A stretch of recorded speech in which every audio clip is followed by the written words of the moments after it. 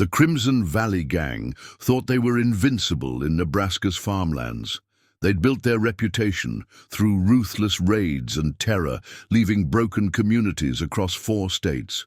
But on a cold autumn morning, they made a fatal error that would become infamous in criminal history. They attacked Catherine Morgan's farm. Before we jump back in, tell us where you're tuning in from, and if this story touches you, make sure you're subscribed, because tomorrow I've saved something extra special for you. They saw what they wanted to see. A 45-year-old farmer's wife, an easy target to force her husband into selling their strategically located land. What they couldn't see was the demon behind her gentle smile. The same demon that had haunted warlords' nightmares for a decade as the most lethal private military contractor in 3 continents. The legend they called the Reaper, because her targets never saw morning. Now as she stands on her porch watching their approach, Catherine Morgan is exactly where she wants to be. Because sometimes vengeance takes patience. Sometimes it takes a demon to end a reign of terror, and the Crimson Valley Gang is about to learn why hardened mercenaries still whisper her name in fear. The morning frost painted the wheat fields silver as Catherine Morgan completed her routine perimeter check of the Morgan homestead. Her boots left precise patterns in the frozen grass, each step calculated despite her seemingly casual pace. To anyone watching, she appeared to be just another farmer's wife starting her day, but Catherine never stopped watching back. She caught the glint of metal through the trees. The 4th time this week, she'd spotted the same truck making a slow pass along their property line. Different drivers, same red bandanas. Crimson Valley Gang's colors were getting bolder. Inside the farmhouse, Thomas Morgan sat at the worn kitchen table, his weathered hands wrapped around a steaming coffee mug. "They're back again," he said, as Catherine entered, not looking up from the local newspaper spread before him. "3rd pass this morning." "4th," Catherine corrected, pouring herself coffee with deliberate movements. "Same truck as yesterday, plus a new one, black Ford, amateur driver, keep riding the clutch." She settled into her chair, allowing herself a small smile. "They're establishing patterns." Thomas looked up, his eyes meeting hers. 8 years of marriage had taught him to read between her words. "They're not just watching anymore, are they?" Catherine took a measured sip of coffee. "No. They're mapping our routines, Sheriff Cooper's patrols, delivery schedules, our daily movements." Another sip, her eyes scanning the tree line through the kitchen window. "They'll make their move soon. We could sell," Thomas suggested, though his tone indicated he already knew her answer. "Dale's offer is well above market value." "It's, not about the farm." Catherine's voice carried an edge she rarely allowed herself. "Crimson Valley has bought or intimidated their way into controlling every property along Dead Horse Creek. This is the last parcel they need." She paused, studying the frost patterns on the window. "For what?" "That's what I intend to find out." Their conversation was interrupted by the rumble of engines on the main road, not passing by this time, but turning onto their gravel driveway. Catherine moved to the window, her stance casual but her mind calculating distances, angles, potential. Cover. 3 pickup trucks approached, led by a massive black Ram with custom plates. Catherine recognized the driver from police bulletins. Marcus Dale, leader of the Crimson Valley Gang, former special forces suspected of everything from armed robbery to murder, but never convicted. He'd transformed a small-time rural gang into a criminal empire spanning 4 states. "Stay inside," Catherine told Thomas, her voice carrying the same quiet authority that had once commanded private military teams in war zones. "Whatever happens, whatever you hear, stay inside." She stepped onto the porch just as the trucks stopped in a triangle formation, gravel crunching under their wheels. Dale killed his engine, but remained seated, removing his sunglasses with theatrical flair. His 2 companions, younger men with red bandanas marking them as gang members, dismounted and flanked their leader's vehicle. "Mrs. Morgan," Dale called out, his voice carrying the false charm of a practiced predator. "Beautiful morning for a visit." This was just the beginning. The demon, who had once been the most feared mercenary in 3 continents, was about to remind these outlaws why some legends are better left undisturbed. And the Crimson Valley Gang's reign of terror was about to meet its match in a farmer's wife with a very particular set of skills. "This is private property, Mr. Dale." Catherine kept her tone pleasant, non-confrontational. "Just another farmer's wife, uncomfortable with unexpected visitors." Dale swung down from his truck with fluid grace, his movements betraying his military background. "That's exactly what I wanted to discuss, Mrs. Morgan." He gestured expansively at the surrounding farmland. "Your property. My organization has development plans for this region. Plans that could benefit everyone." He smiled, showing too many teeth, "including you and your husband." Catherine noted how his companions subtly spread out, trying to flank her position. Amateur move. They were telegraphing their intentions to anyone trained to see it. She maintained her role, wrapping her arms around herself in a display of carefully calculated vulnerability. "We're not interested in selling," she replied, letting a slight tremor enter her voice. "This farm has been in Thomas's family for generations. Things change, Mrs. Morgan." Dale's charm slipped, revealing something colder. "Progress comes whether we want it or not. Smart folks adapt. Others—" He shrugged, the gesture deliberately casual. "They tend to get left behind, sometimes tragically." Catherine allowed fear to show on her face, feeding their assumptions. 8 years ago, she would have already neutralized all 3 men. But time had taught her patience. Sometimes the best way to hunt wasn't with force, but with careful manipulation. "Are you threatening us, Mr. Dale?" Threatening? He spread his hands in a gesture of innocence that reminded her of a warlord she'd once hunted in Sudan. "I'm offering you a way forward. $5 million, well above market value, because I respect what you've built here." His voice hardened slightly. "But that offer won't last forever." Dale reached into his jacket, making one of his men tense nervously. Another tell. The man wasn't used to real violence, just intimidation. Catherine filed away every detail as Dale produced a business card, holding it out to her. She stepped forward to take it, letting them see her slight tremor. Inside, she was counting weapons, analyzing stances, noting how the gang members carried themselves. Everything told her these weren't just common criminals. Their quasi-military bearing suggested a connection to something bigger. 3 days, Mrs. Morgan." Dale mounted his truck. "Then we'll need an answer." The trucks roared away, in a cloud of dust, leaving Catherine on the porch. She waited until they were out of sight before her demeanor changed. The trembling stopped, her posture shifted subtly, center of gravity lowering, weight balanced perfectly. This was the stance that had made her legendary in private military circles, the Reaper preparing to hunt. Thomas emerged from the house. "Katie, it's starting," she said softly. "They're getting ready to move on something big, something worth killing for." She turned to her husband, letting him see the steel beneath her quiet smile. "And they just invited the Reaper to their party." Millbrook hadn't changed much in the 8 years since Catherine had chosen it for her retirement. The single main street still housed the same family businesses, though now most sported broken windows and hastily repaired doors, silent testimony to Crimson Valley's growing influence. Catherine parked her weathered pickup outside Wilson's General Store, noting 3 gang vehicles clustered near the entrance. Inside, she could hear raised voices. Sarah Wilson's store had been in her family for 4 generations. Now it was about to become another kind of lesson. 2 gang members flanked the counter where Sarah stood, her face pale but determined. The third, wearing a lieutenant's bandana, leaned forward menacingly. "Protection ain't optional anymore, Sarah." He growled, "Town's changing. It would be a shame if something happened to this nice place.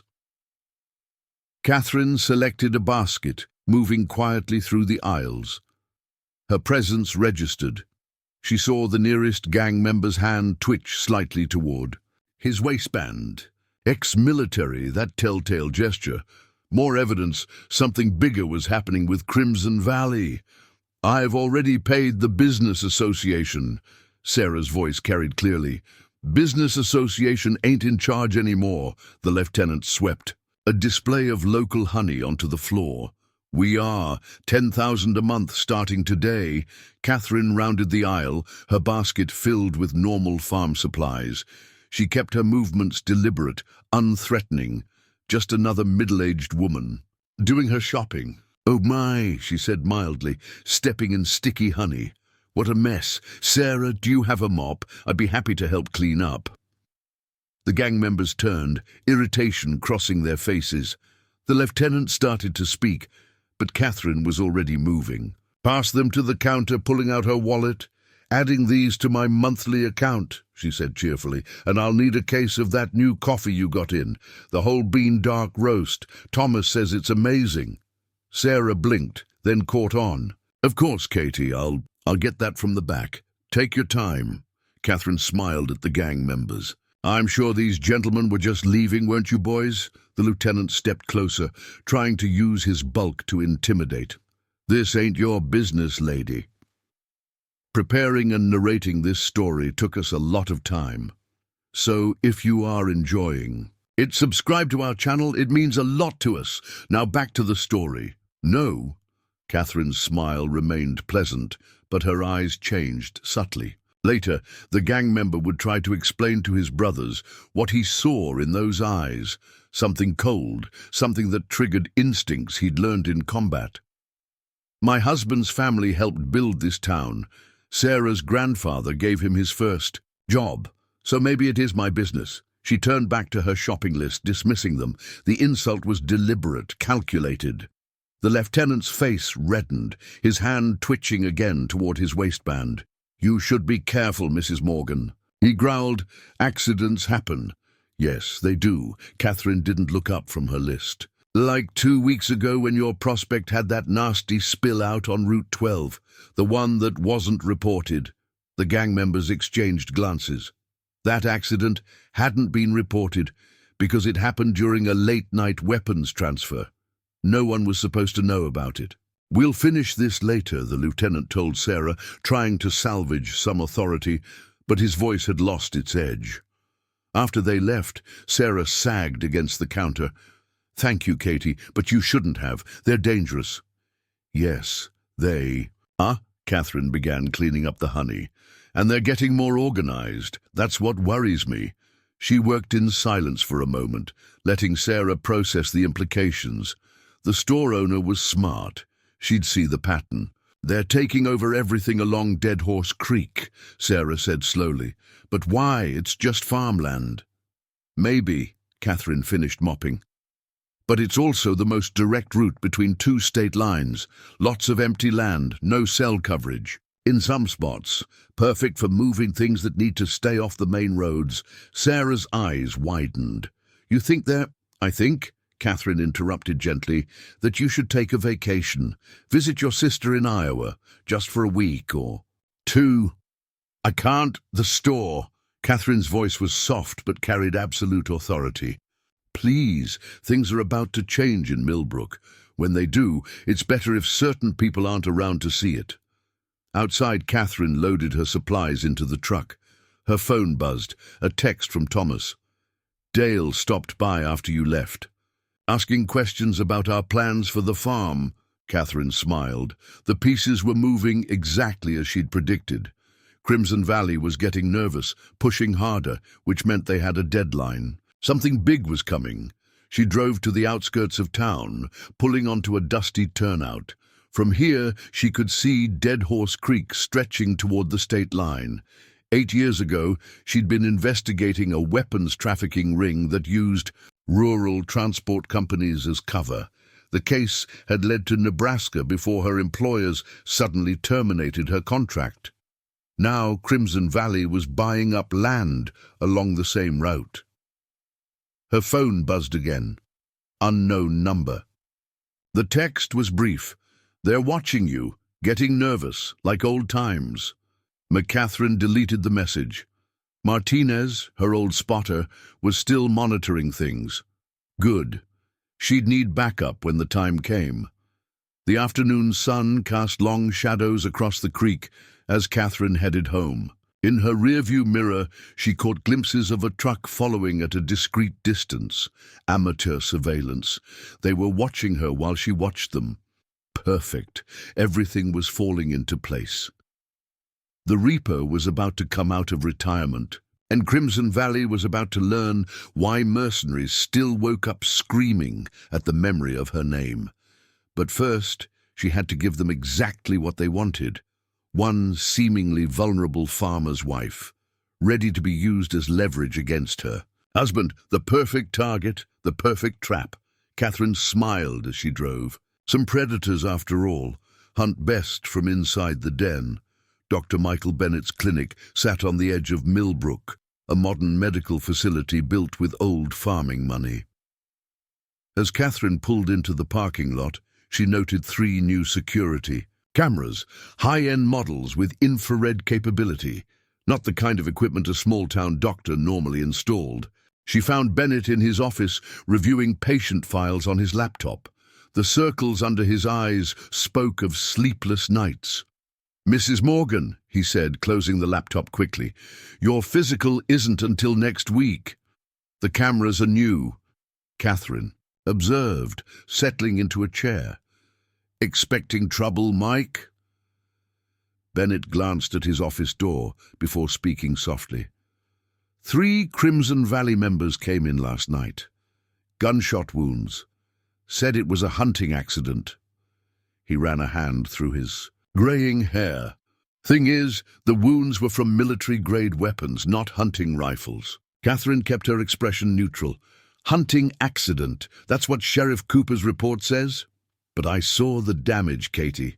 These were professional hits, through-and-through wounds calculated to disable without killing." Before Catherine could respond, raised voices erupted from the waiting room. 2 of Dale's men burst in, the same ones from Wilson's store. The larger one jabbed a finger at Bennett. "Those files you were looking at, hand them over, now." Catherine remained seated, seemingly forgotten in the corner. She watched Bennett stand, noting how his hand moved toward his desk drawer. Former military medic, he'd have a weapon within reach. "Patient files are confidential," Bennett said firmly. "You know that." The second gang member drew a pistol. Amateur move, threatening instead of acting. Catherine catalogued his weaknesses automatically. Weight too far forward, grip too tight. Eyes focusing on his target instead of scanning for other threats. "Confidentiality doesn't apply anymore, Doc. Boss wants those files." "And what exactly does your boss want with private medical records?" Catherine's voice cut through the tension. She hadn't moved from her chair, but something in her tone made both men turn. "Stay out of this, Mrs. Morgan," the armed one warned. "This ain't your business." "No?"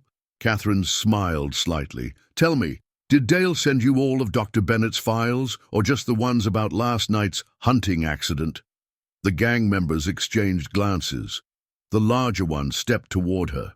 "You need to leave, now." "Actually," Catherine rose smoothly, her movement making both men instinctively step back, "I think you need to deliver a message to Dale. Tell him if he wants to clean up his messes, he should teach his men better weapons discipline. 3 wounded by friendly fire? That's sloppy." The armed gang member raised his pistol. "How did you—" "The same way I know about the shipment coming in tonight." Catherine's voice turned cold. "The same way I know why you're really buying up land along Dead Horse Creek. The same way I know about the deal with the corrupt Border Patrol agents." Both men went pale. That information was compartmentalized. Nobody outside Dale's inner circle should know about it. "Who are you?" the larger one demanded.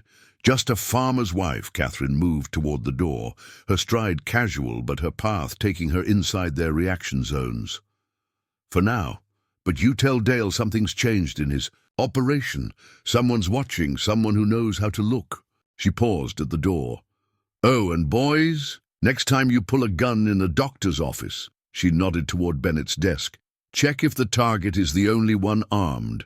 After she left, the gang members found Bennett calmly holding a compact .45 under his desk. They left without the files. Catherine drove home alone to Dead Horse Creek, her mind processing the encounter. The gang members' reaction confirmed her suspicions. Crimson Valley was running professional weapons shipments, using the medical clinic to treat any accidents that occurred.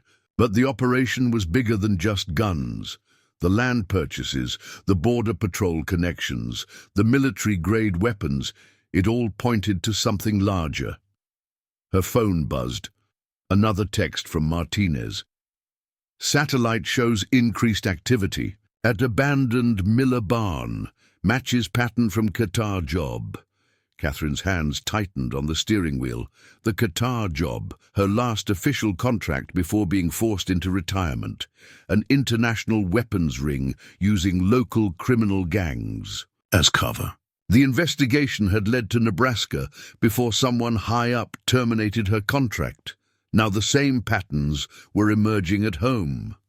She found Thomas on the porch, watching the sunset. They followed you from town, he said quietly.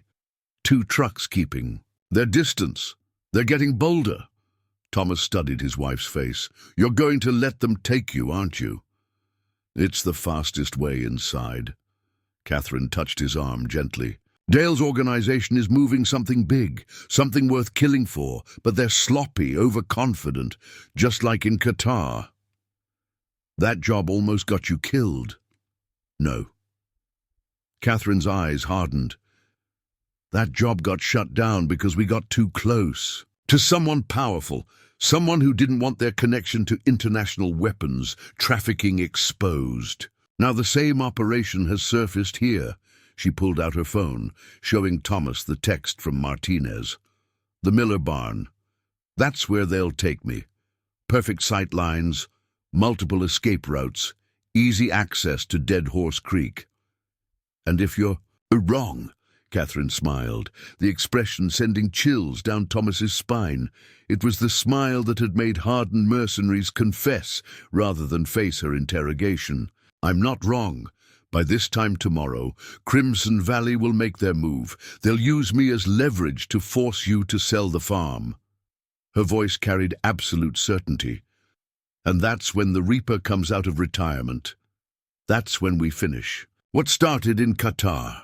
As darkness fell, Catherine made her preparations. Hidden cameras, emergency weapons caches, pre-positioned supplies, everything a Reaper needed to hunt. Because Catherine Morgan hadn't spent the last 8 years just playing farmer's wife. She'd been waiting, planning, watching for the operation to resurface. Now Crimson Valley had given her the perfect opportunity. All she had to do was let them think they were the predators. Night settled over the Morgan farm like a velvet shroud.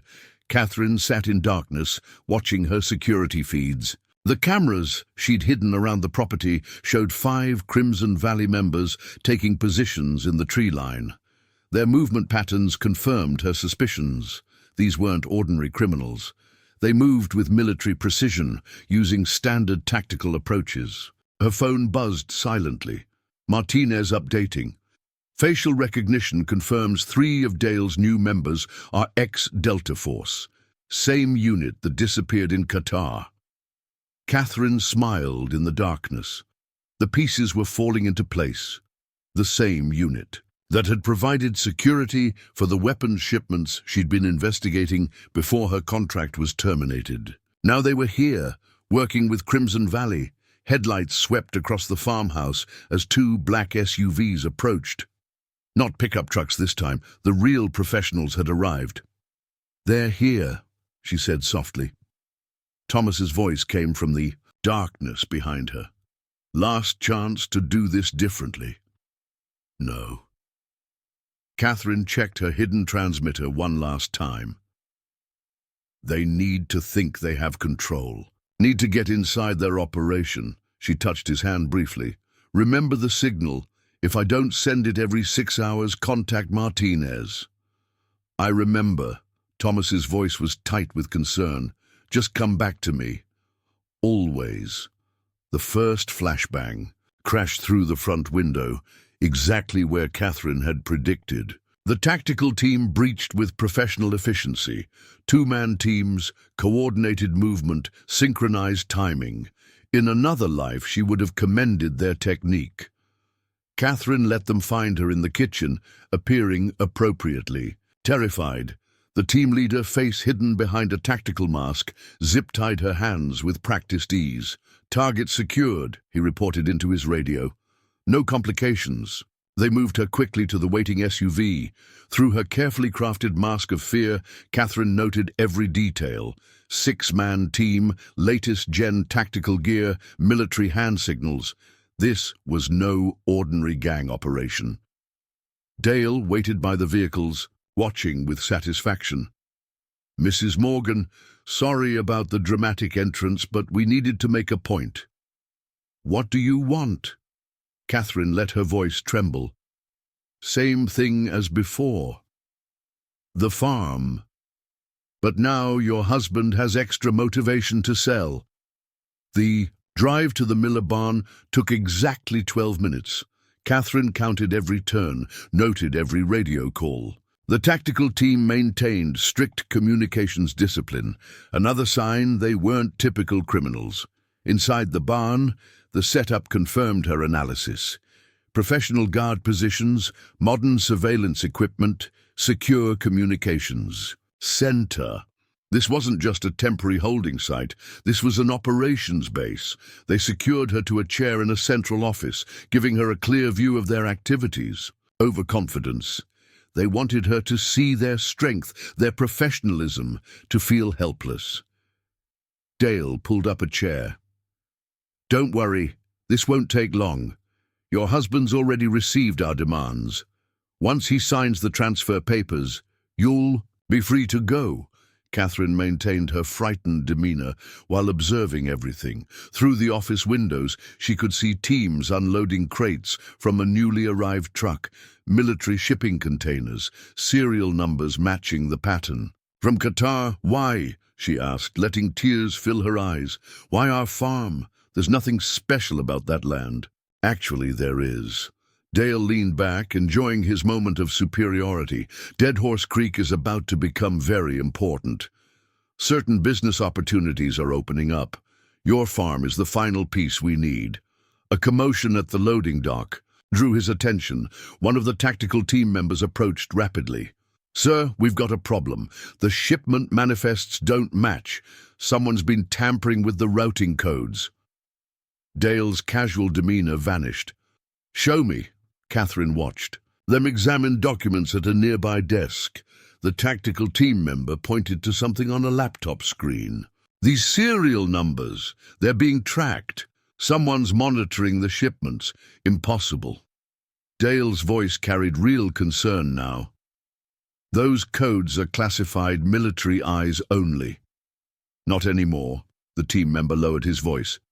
But Catherine's trained hearing caught every word. Boss, this matches what happened in Qatar. Remember when that PMC almost exposed the whole operation? Catherine kept her expression fearful, but inside she smiled. They'd taken her exactly where she needed to be, at the heart of their operation. Her phone, hidden in a concealed pocket, vibrated once. Martinez's acknowledgement, the tracking devices she'd attached to their vehicles during the kidnapping, were transmitting. Everything was proceeding according to plan. Dale returned to Catherine's position, his earlier confidence replaced by barely concealed worry. Change of plans, he barked. We accelerate the timeline. Get the buyer on secured comms. The whole shipment moves tonight. Sir, one of his men objected. The border crossing isn't secured yet. Now! Dale ran a hand through his hair. Something's wrong. This is too similar to Qatar. We need to finish this before... He stopped, staring at Catherine with dawning suspicion. For just a moment she let her mask slip. let him see what was really behind her tears. Dale took an involuntary step. "Back! Who are you?" Catherine smiled, and for the first time that night it reached her eyes. The same smile that had haunted Mercenary's nightmares for 10 years. "You should have checked more carefully," she said softly. "Should have looked deeper into who you were dealing with." But then the weapons traffickers in Qatar made the same. "Mistake." Dale's face went pale. "The Reaper," he whispered. "You're the Reaper." Around them, his tactical team shifted uneasily. Even 8 years later, that name carried weight in certain circles. "Consider this a friendly warning," Catherine continued, her voice carrying the quiet authority that had once made cartel leaders confess. "Release me now, leave Nebraska, and this ends here. Continue with tonight's shipment." She shrugged. Against her restraints, "Well, you know what happened in Qatar." Dale's response was predictable. "Secure her, double the guard. No one goes in or out without my direct approval." He leaned close to Catherine. "Reaper or not, you're not stopping this shipment. Too much money involved, too many powerful people." "No," Catherine replied calmly. "That's exactly what I'm counting on." "Are they?" Catherine kept her voice casual. "You should ask your weapons buyers about their operational security, particularly their communications protocols. Sloppy work using the same frequencies as Qatar." Dale grabbed her chair, leaning close. "What did you do?" "Me? I'm just a hostage," but her smile suggested otherwise. "Although you might want to check your vehicles for tracking devices. Standard procedure during a kidnapping, plant trackers during the initial encounter. Your tactical team was so focused on looking professional, they forgot basic counter-surveillance." New commotion erupted outside. One of the tactical team leaders rushed in. "Sir, we've got a problem." Local police scanner just lit up. Multiple federal agencies coordinating with state police. They're establishing roadblocks on all approaches. "To Dead Horse Creek. Shut it down," Dale ordered. "Scrub everything. Tell the buyers—" "Too late." Catherine's voice cut through his growing panic. "Those roadblocks aren't random. They're boxing you in, using your own tactical approach against you. Standard Reaper protocol. Trap them in their own fortress." Dale's phone buzzed again. The message made him curse. "The buyers are backing out. Say there's too much heat." "Of course they are." Catherine settled more comfortably in her chair. "Professional weapons buyers don't like complications. One hint of federal attention, they disappear, taking their money with them." Through the windows, she could see the operation unraveling. Guards abandoning positions, tactical teams arguing about evacuation protocols, the professional facade cracking under pressure. "You planned this," Dale accused. "The kidnapping, the tracking device, the buyers getting spooked. You wanted to be caught." Partly true. Catherine met his gaze calmly. "I needed to confirm the connection to Qatar, needed to identify the real players, Dale. The ones above you, the ones who terminated my contract 10 years ago." A new voice crackled over the barn speakers. Martinez's distinctive tone. "Attention, Crimson Valley. This is a federal operation. We have you surrounded. All exits are covered. Surrender now." Catherine watched the last of Dale's confidence crumble. "You know what happens next, don't you?" she said. "Your buyers are gone, your tactical teams are ready to run, and everyone up the chain is already destroying evidence, erasing connections." "You're bluffing," Dale snarled. "This is just you and Martinez trying to—" Another specialist rushed in. "Boss, we've got satellite coverage, military grade. Someone's painting the building with targeting data." Catherine smiled. "Still think I'm bluffing?" "Your buyers weren't just afraid of federal attention," Catherine continued. "They were afraid of me, afraid of what the Reaper might have uncovered about their operation." Around them, the barn erupted in chaos as Crimson Valley members realized the trap they were in. Some wanted to fight, others were already looking for escape routes. The professional tactical team stood apart, communicating urgently on their secured channels. "One last chance, Dale." Catherine's voice carried absolute certainty. "Surrender now. Tell us everything about the buyers, about the classified shipments, about Qatar. Or, she shrugged. Well, you remember what happened to the last organization that underestimated the Reaper? Dale stared at her for a long moment, weighing options that were rapidly disappearing. Outside, federal vehicles could be seen taking position. The net was closing. The Reaper was hunting again, and this time she had them exactly where she wanted them. The Miller barn had become a pressure cooker. Victoria watched Dale's organization fracture as federal forces tightened their perimeter. The professional tactical teams had separated themselves from the regular Crimson Valley members, their military training obvious as they established defensive positions. "Sir," James, the young prospect, approached Dale nervously. "The radiation sensors, they're showing readings from those crates. What exactly are we moving here?" "Shut up and maintain your position," Dale snapped, but Catherine caught the fear beneath his anger.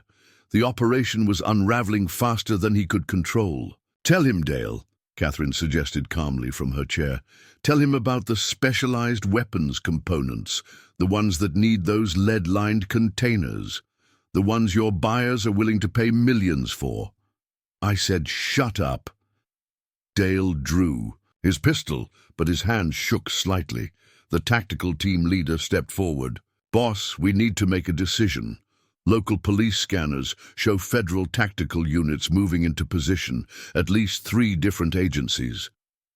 "They're following Reaper protocol," Catherine explained helpfully. "Multiple agencies, synchronized. Approach, the same technique I used in Qatar." She smiled at Dale. "Remember how that ended? Half the organization tried to surrender, hoping for deals. The other half, well, hospitals in 3 states got very busy." James moved closer to Catherine, his voice low. "What happened in Qatar?" "Don't answer," Dale started, but Catherine's voice cut through his command. "International weapons trafficking, military-grade components being sold to foreign buyers. Sound familiar?" She watched James's face as realization dawned. "Just like..." "Now, same buyers, same protocols, even the same radiation warnings on the crates." The tactical team leader cursed softly. "Those aren't just weapons parts in those containers, are they? We're moving nuclear components." Dale's face went pale with rage. "You're enjoying this," he accused. "Immensely." Catherine shifted in her chair, making her guards tense. "Watch your men, Dale. See how they're dividing? Military-trained personnel by the exits, regular members clustering together. They're choosing sides, just like Qatar." An explosion rocked the perimeter as federal forces detonated their first breach charge. Not penetrating yet, just demonstrating their position. Classic Reaper protocol, psychological pressure before physical assault. "Boss," a communications specialist called from his station. "We're being jammed, all frequencies going dark." "Tell me, Dale." Catherine's voice carried through the growing chaos. "Did your buyers mention what happens to failed operators, the ones who lose shipments? Because I remember files full of accidents and disappearances. More explosions outside." Martinez's voice boomed through professional-grade speakers. "Attention all personnel. We have satellite confirmation of nuclear materials on site. This is now a federal containment operation. Surrender immediately, or we will use lethal force." The effect was immediate. Regular Crimson Valley members began throwing down weapons. The professional tactical teams established a defensive perimeter, but Catherine could see the uncertainty in their movements. "Nuclear weapons components," James whispered, horrified. "We've been moving nuclear weapons components." "Not your fault," Catherine told him quietly. "They pick ex-military carefully. Men who follow orders don't ask questions until it's too late." Dale's phone buzzed. His face went ash-white as he read the message. "No, they can't. They promised..." "Let me guess," Catherine said pleasantly. "Your buyers just officially disavowed all connection to this operation." standard protocol when a shipment is compromised. Right now they're erasing records, eliminating links. Soon, they'll start eliminating witnesses. The tactical team leader grabbed Dale's arm. Is she right? Are they going to burn us? Nobody's burning anybody. Dale shoved him away. We stick to protocol, destroy the evidence, eliminate witnesses, break. Contact, including her? James gestured at Catherine. You want us to kill a PMC? The tactical team leader's voice carried barely controlled fear. Former PMC, Dale corrected, but his voice lacked conviction. Actually, Catherine smiled, my reinstatement paperwork was filed this morning. Martinez's orders, full federal authority. She met Dale's eyes. Want to add killing a federal operator to nuclear trafficking charges? Another explosion, closer now. Through the windows, Catherine could see federal tactical teams moving into position. The barn had become a trap, just as she'd planned. Options, boss? The tactical team leader's voice carried military precision, but also fear. We're running out of time. Catherine watched Dale wrestle with his diminishing choices. Outside, more Crimson Valley members were surrendering. The professional teams were separating into smaller groups, some clearly planning to fight, while others prepared to run. 10 years, Dale, she said softly. 10 years I waited. Waited for this operation to resurface, for the real players to show themselves, and you led me right to them. Dale's phone buzzed again. This time, reading the message made him stumble backwards, true terror crossing his face. They're here, he whispered. Catherine's smile widened. The buyers? Good. I was hoping. They'd come personally. She shifted again, making the chair creak. After all, a reaper can't hunt what it can't see. Until now. 3 black SUVs approached the barn's rear entrance, their diplomatic plates catching the security lights. Catherine counted 12 men emerging. Private military contractors based on their movement patterns. Their leader wore an expensive suit that didn't quite hide his tactical vest. Catherine watched the tension rise, counting angles and distances. In the growing chaos, no one noticed her working at her restraints. The zip ties Dale's men had used were professional grade, but they'd missed the ceramic blade hidden in her belt. Amateur mistake. The Reaper isn't the only one who kept files, she announced casually. Martinez has copies of everything. Qatar, the diplomatic cover, the nuclear components. One phone call, and it all goes public. Reed's composed facade cracked slightly. You're bluffing. Am I? Check your secure channels. Notice anything missing, like the routing codes for your shipments? The ones being uploaded to federal servers right now? Dale grabbed Reed's arm. You promised us protection, said we'd have immunity. Reed's security chief moved with professional efficiency. The suppressed shot dropped Dale before he could finish speaking. The barn erupted in gunfire as the 3 factions turned on each other. Catherine used the chaos to make her move. The ceramic blade sliced through her restraints as James, the young prospect, dove for cover behind her chair. Choose now, James, she said calmly, even as bullets whizzed past. Help me secure those nuclear components. You get immunity. Try to run. She shrugged. Well, you've seen how Reed handles loose ends. Outside, federal tactical teams began their breach. The barn had become a war zone of competing interests. Reed's professionals trying to secure the shipment, Crimson Valley fighting for survival, and tactical contractors looking for escape. But they'd all forgotten the most important thing about hunting reapers.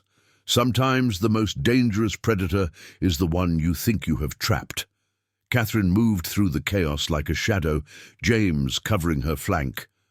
The nuclear components were her priority, keeping them out of Reed's hands, while federal teams breached. Just like Qatar, but this time she had what she needed.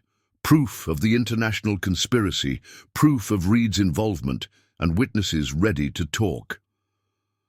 Through the firefight, Catherine observed with calculated precision, using the chaos as cover.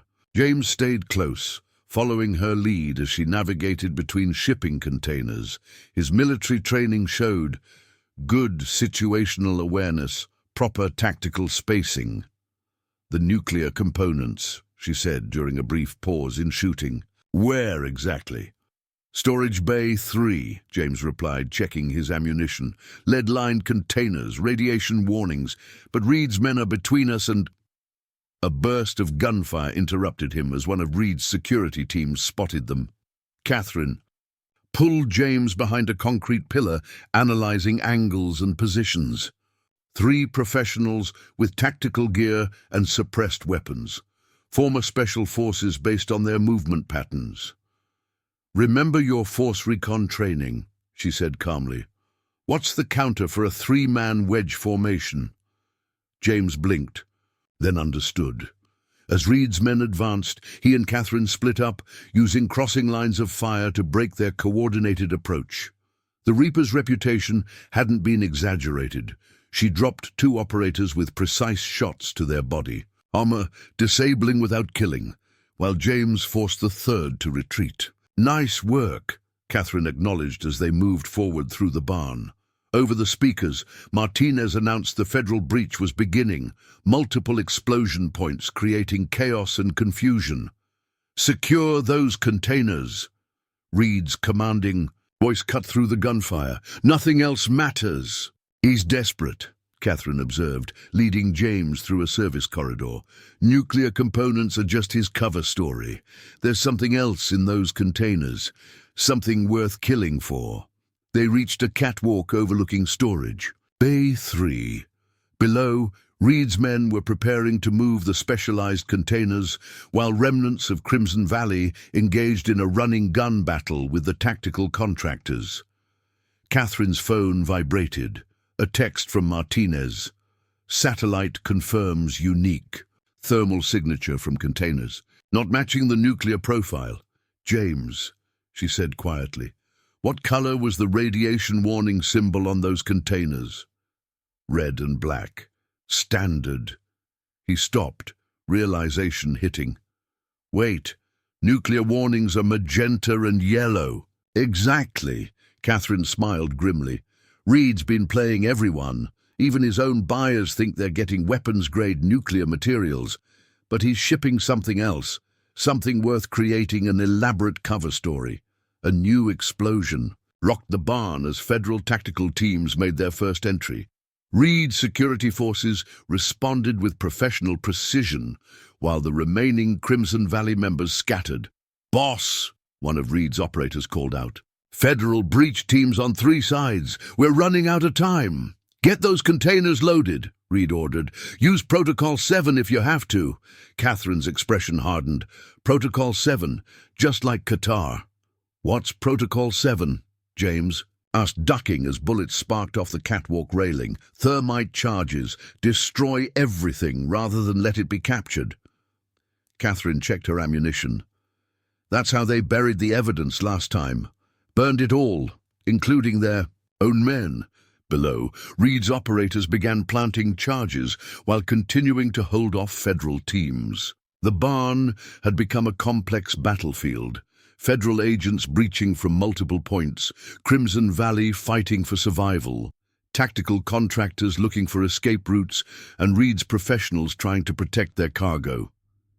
"Time to end this," Catherine said quietly. "James, I need you to create a distraction. Get their attention focused upward while I—" Movement caught her eye. One of Reed's men was opening a container, preparing to plant charges. For just a moment, Catherine saw inside. Not nuclear components, something else, something that made her curse softly. "Those containers," she said. "They're full of hard drives, servers, data storage." Understanding dawned on James's face. "Information? They're moving information. Not just any information." Catherine's voice was grim. "Those are military-grade quantum encryption servers. Black box technology, the kind used to store intelligence operations data, covert assets, black site locations." "Someone's stealing classified intelligence files," James whispered, "using nuclear components as cover." Another explosion rocked. the building as federal teams breached the east wall.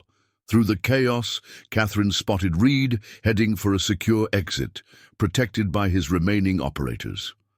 "Choose now," she told James. "Help me stop Reed. You get full immunity. Everything you did here gets classified as a sanctioned operation." James checked his weapon, then nodded. "What's the play?" "First, we need to reach those servers before they trigger the thermite. Then," Catherine smiled, the expression sending chills down James's spine, "then we showed Reed why they called me the Reaper." Below, Reed's men had finished placing charges. Soon, they would destroy evidence of one of the largest intelligence thefts in history. But they'd made one crucial mistake.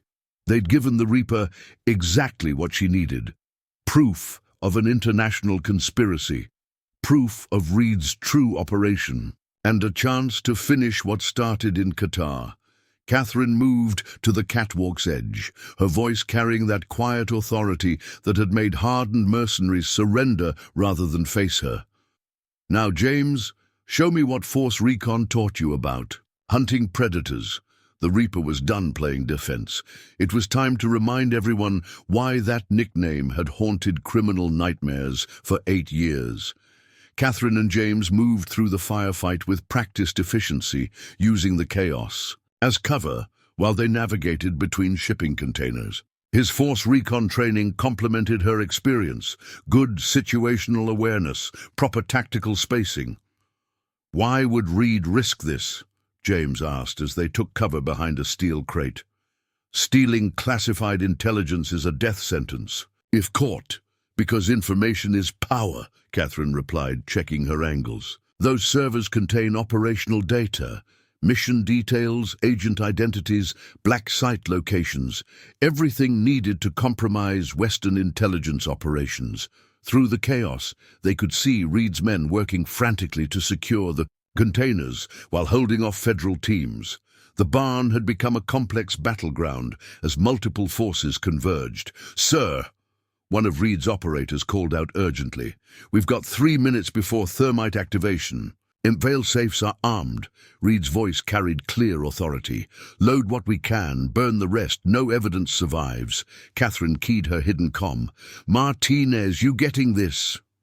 "Affirmative, Reaper. We've got teams moving on all exits, but there's something else. We're picking up unauthorized satellite coverage. Someone else is watching this op." "Of course they are."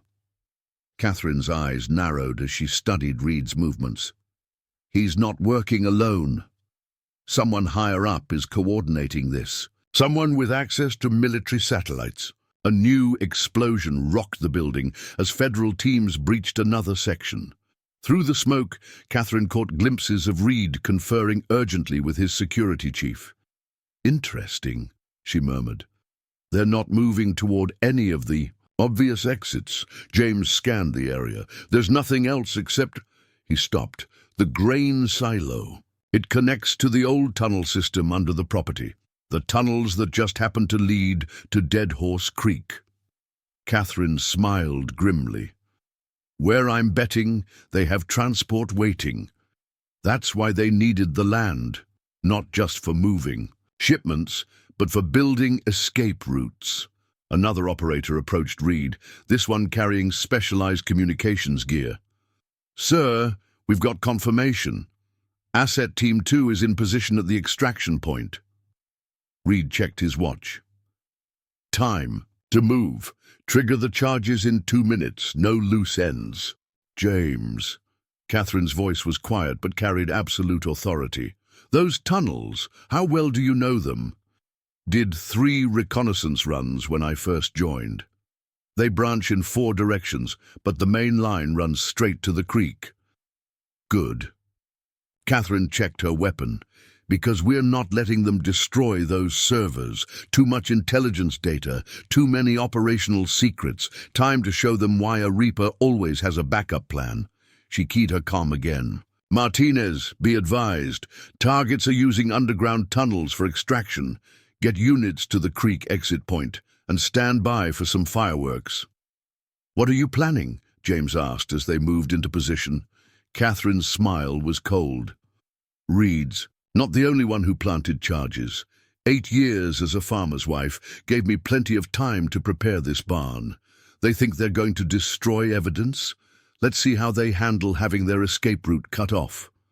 Through the chaos of the firefight, they could see Reed's men beginning their withdrawal while the thermite charges counted down. But they didn't know what Catherine knew, that sometimes the best trap is the one your enemy thinks is their salvation. The Reaper was about to teach them all a very expensive lesson about the difference between escape routes and kill boxes.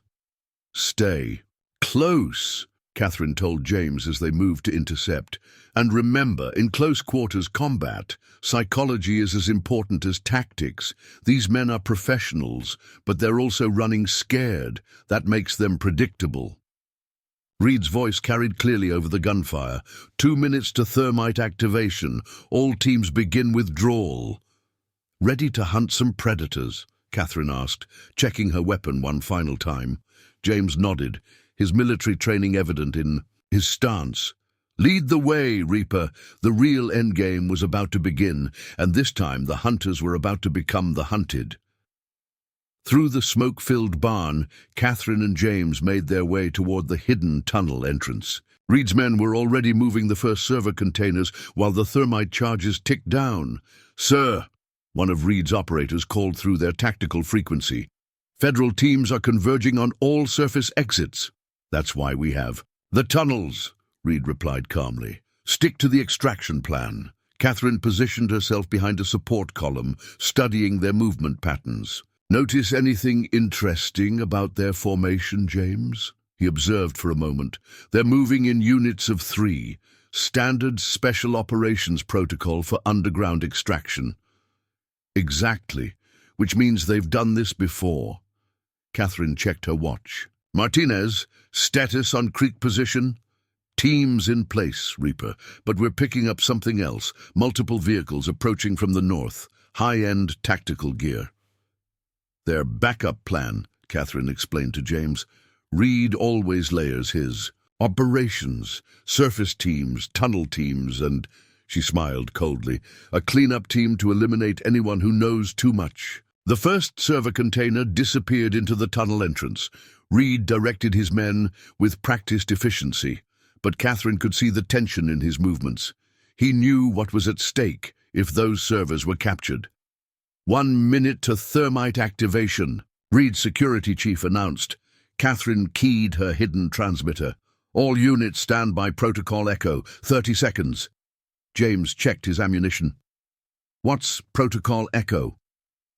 "Something I learned in Qatar. When hunting professionals, sometimes you have to change the playing field." She nodded toward the tunnel entrance. "Those passages aren't just escape routes. They contain spaces with limited movement options." Understanding dawned on James's face. "Perfect for an ambush. Perfect for hunting." Catherine's voice carried deadly certainty. "Reed thinks he's playing chess, moving pieces across the board. But he forgot the most important rule about underground operations, which is always check what's waiting in the dark." The thermite charges began their final countdown as Reed's men rushed to move the remaining servers. But they'd made a critical error. They'd assumed they were the only ones who knew these tunnels. They were about to learn why the Reaper's reputation wasn't built on firefights and force, but on turning an enemy's own plans against them. Catherine raised her hand, preparing to signal Martinez's teams. Time to remind them why some legends are better left undisturbed. The real hunt was about to begin, and the Reaper was done playing by their rules. 3 minutes to surface breach. Martinez's voice echoed through Catherine's comm as she and James positioned themselves near the tunnel entrance.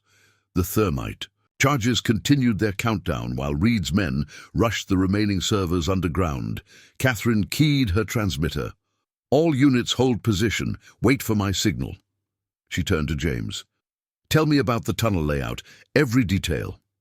Main passage runs straight for about 200 yards before splitting into 3 branches. South Fork leads to Dead Horse Creek. North Fork ends at an old storm drain. East Fork's collapsed.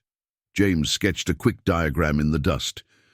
2 maintenance alcoves on the main stretch, probably where they'll stage the servers during transport. Choke points, 3, narrow section just past the entrance, overhead pipe crossing at the midpoint, and a partially collapsed section before the creek exit. Catherine smiled, the kind of smile that had made hardened mercenaries pray they'd never see it again. Perfect. Reed's men will move in standard 3-man teams, using the alcoves for temporary cover while they leapfrog the containers forward. A muffled explosion from above signaled another Federal breach point. Through the tunnel entrance, they could hear Reed coordinating his men. First team, secure the midpoint. Second team, begin server transport. Everyone else, hold this position. Until the thermite activates. He's being thorough, James observed. He's being predictable, Catherine corrected. Special forces always default to trained protocols under pressure. Makes them efficient, but also makes them vulnerable if you know their playbook. Her phone vibrated, encrypted message from Martinez. Satellite shows 6 vehicles at Creek Extraction Point, high-level tactical gear. Someone's investing serious resources. Of course they are. Catherine studied the tunnel entrance. Those servers contain more than just intelligence data. They have operational histories, mission details, agent identities, everything needed to compromise Western covert operations. Who has that kind of reach? James asked. To coordinate something this big? Someone above Reed.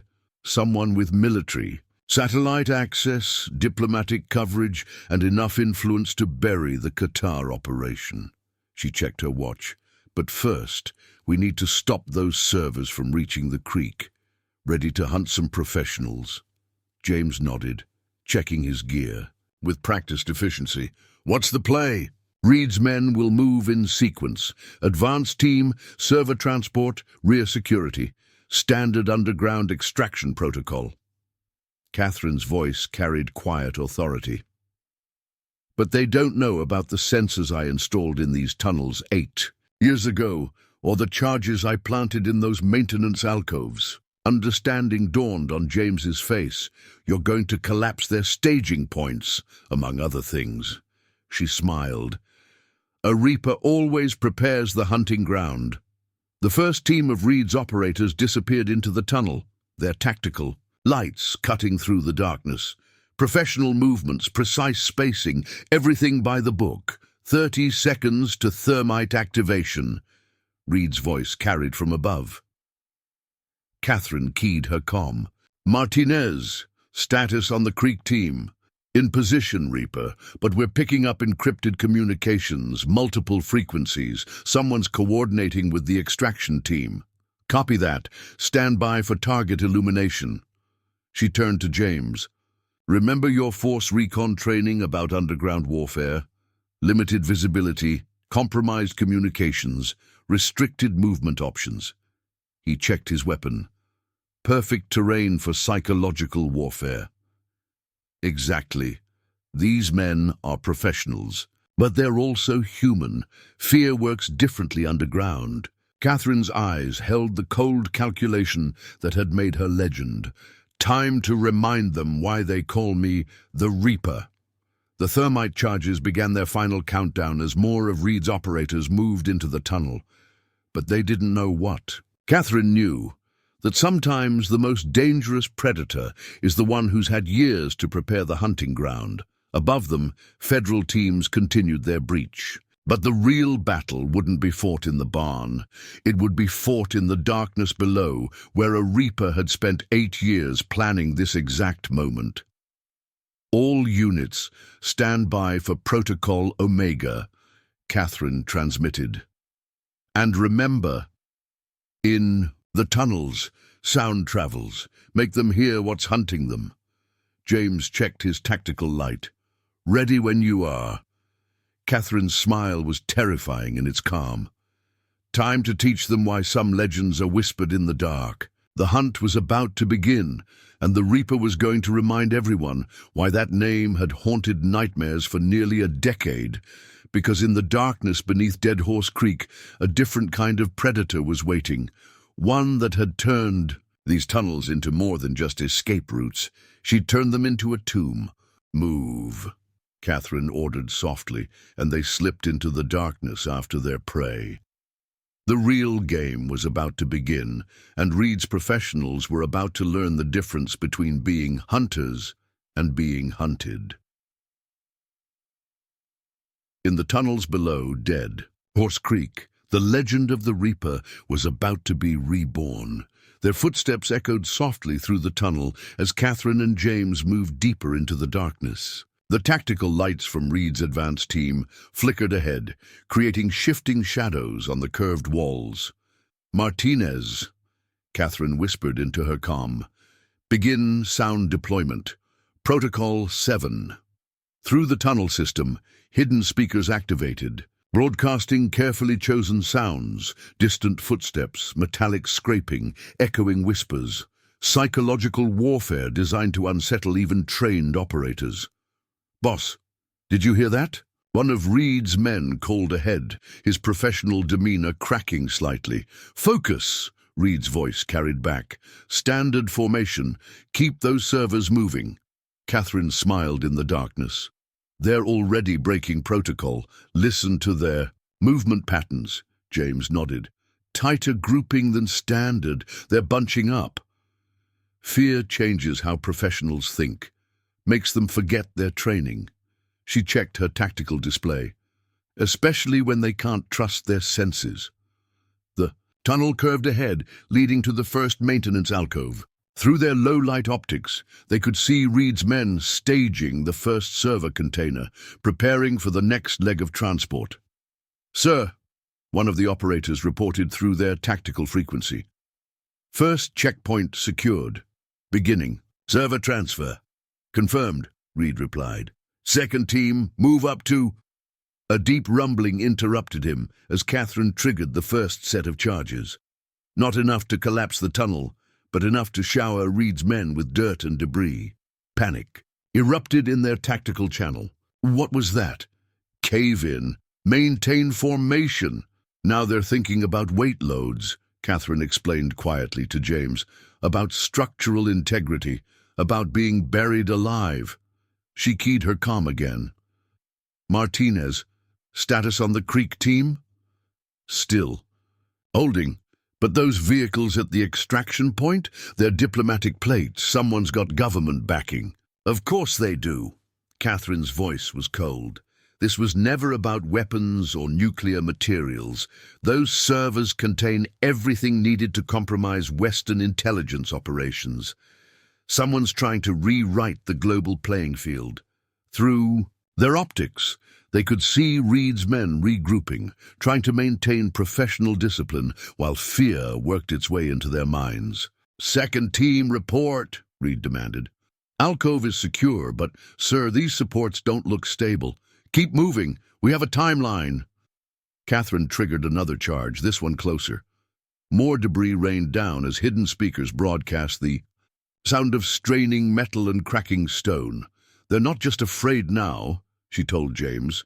"They're angry. Professionals hate feeling afraid, makes them prone to mistakes." As if to prove her point, one of Reed's operators fired blindly into the darkness, the muzzle flash temporarily blinding his own team. "Cease fire!" Reed's voice cracked with tension.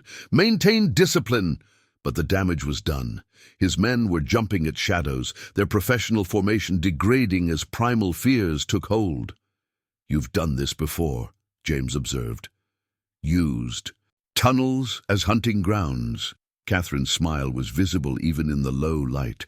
"Kabul, Bogota, anywhere professionals think the darkness will protect them." She checked her tactical display. "They never learn the most important rule about underground warfare, which is, the darkness doesn't protect anyone. It just hides the predators."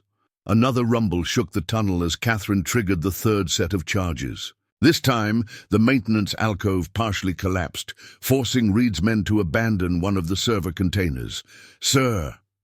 The panic in the operator's voice was clear now. "We can't hold this position." "Push forward," Reed ordered. Get to the creek exit. But Catherine had been waiting for this moment. She keyed a specific frequency on her tactical radio, broadcasting directly into their comms. Remember Qatar? Her voice echoed through their channel, making several operators flinch. Remember what happened to the last team that got buried alive? The effect was immediate. Professional discipline cracked as Reed's men recognized the voice that had haunted mercenary nightmares for years. The Reaper's in the tunnels. She's hunting us. Hold formation.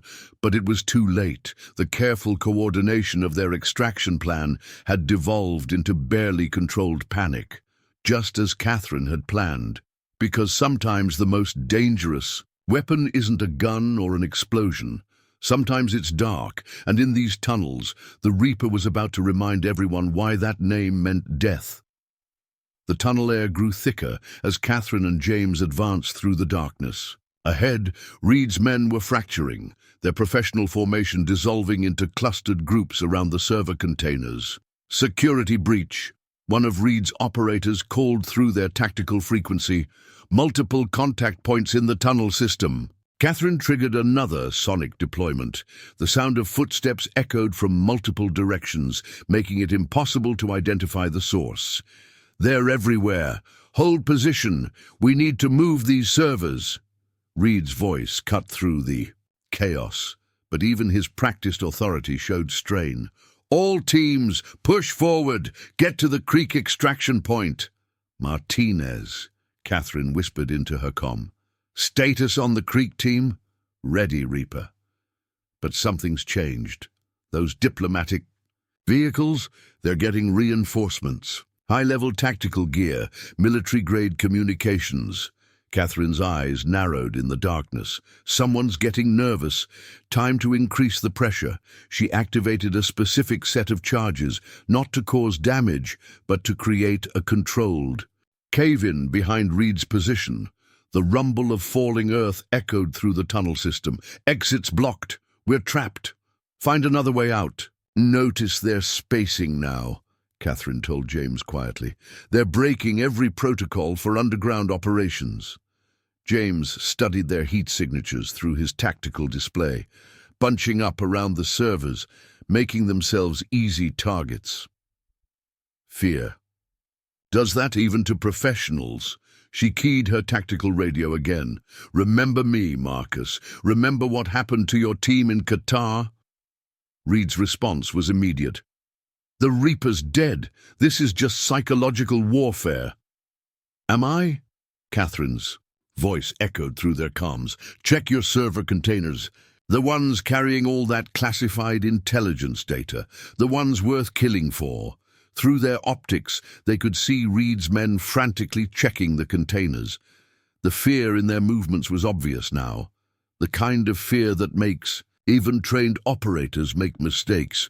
Sir, one of the technicians called out, the security seals, they're compromised. Impossible. Reed's composure cracked. Those servers are our priority. Everything else is expendable. Catherine smiled. In the darkness. Hear that, boys? You're expendable, just like the team in Qatar. Just like everyone who knows too much about Marcus Reed's operation. The effect was immediate. Several operators broke formation, their tactical training overwhelmed by the instinct for survival. No one's expendable. We need to surrender. The feds can protect us, sir, James whispered. They're splitting into 3 groups, just like you predicted. Catherine nodded. Survival instinct versus training versus greed. Time to exploit those divisions. She triggered another sonic deployment, this time the sound of federal breach teams moving through the tunnels. The psychological pressure was building exactly as planned. All teams, maintain formation. Reed's voice carried desperate authority. Anyone breaks protocol, You'll what? Catherine's voice cut through their comms. Bury them like Qatar? Use thermite like you did on the last team that learned too much? The tunnel erupted in chaos as Reed's men finally broke. Some moved toward the collapsed exit, others tried to push forward with the servers, while a few turned their weapons on their own teammates. Now, Catherine ordered softly. She and James moved with practiced efficiency, using the darkness and confusion to their advantage. Years of experience had taught Catherine that the most dangerous moment in any operation is when discipline breaks, when trained professionals become desperate men. "Martinez," she transmitted. "Execute creek containment. No one reaches those diplomatic vehicles." "Copy that, Reaper, but we're picking up new signals. Someone's deploying military-grade electronic warfare suites." "Of course they are." Catherine's voice was cold. "Because Marcus Reed isn't working alone. Those servers contain more than just intelligence data. They're the key to something bigger." Through the tunnel's darkness, they could see Reed organizing his remaining loyal operators around the server containers. The professional facade was gone now, replaced by the desperate determination of a man whose carefully constructed plan was collapsing. "Find her," Reed ordered. "The Reaper dies in these tunnels. No witnesses, no evidence." But he'd forgotten the most important lesson about hunting in the dark. Sometimes the most dangerous predator isn't the one you can see. It's the one that's been waiting 8 years to hunt you. And in these tunnels beneath Dead Horse Creek, the Reaper was about to remind everyone why some legends are whispered in fear. The real hunt was just beginning. Catherine and James moved silently through the twisting tunnels, tracking Reed's scattered teams through their thermal signatures. The darkness had become their ally, transforming the underground passages into a perfect hunting ground. "Split them further," Catherine whispered into her comm. Protocol Delta. The hidden speakers activated again, this time broadcasting the sounds of federal tactical teams from multiple directions. The psychological effect was immediate. Reed's remaining operators divided into smaller groups, each seeking different escape routes. "The servers!" Reed's voice carried barely controlled panic. "Protect those servers at all costs." "Sir, we've lost contact with teams 2 and 3. The exits are sealed. We need to surrender." "Notice their body language," Catherine told James. As they shadowed Reed's position, they're not just scared now, they're starting to realize something. "What's that?" "That they're not trapped with a federal tactical team." Her smile was visible even in the low light. "They're trapped with the Reaper."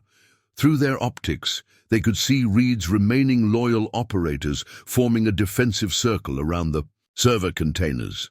Their movements were jerky, unprofessional, the actions of men who knew they were being hunted.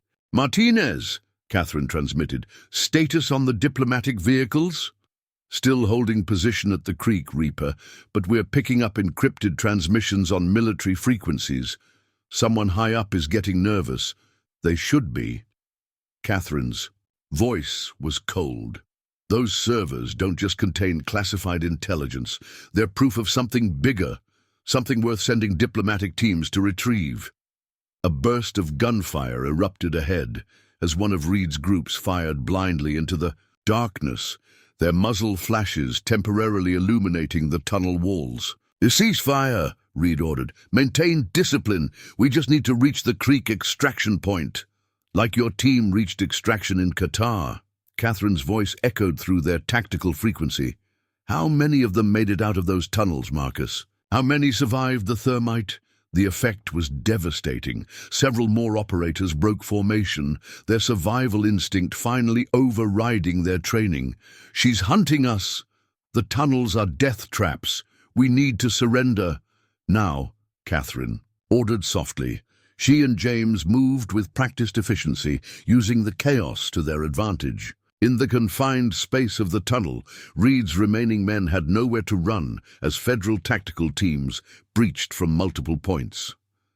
"All units, execute containment protocol," Catherine transmitted. "No one reaches those diplomatic vehicles." "And Marcus?" Her voice carried deadly certainty. "Remember what I told you in Qatar about hunting in the dark?" Through their optics, they could see Reed's last defensive position crumbling as the reality of their situation became clear. The professional mercenaries who'd entered these tunnels thinking they were predators were about to learn a very expensive lesson. Sometimes the most dangerous hunter isn't the one you can see in the light. It's the one that's been waiting in the darkness, preparing the perfect trap. And beneath Dead Horse Creek, the Reaper was about to remind everyone why that name had become legend. The hunt was reaching its climax, and the real predator was finally revealing itself. In the darkness beneath Nebraska's farmland, justice was about to be served, cold, calculated, and absolutely final. Just like the Reaper's reputation demanded, Catherine checked her tactical display as she and James moved deeper into the tunnel system. Reed's remaining forces had consolidated around the server containers, but their professional discipline was crumbling. Their formations collapsed, James observed.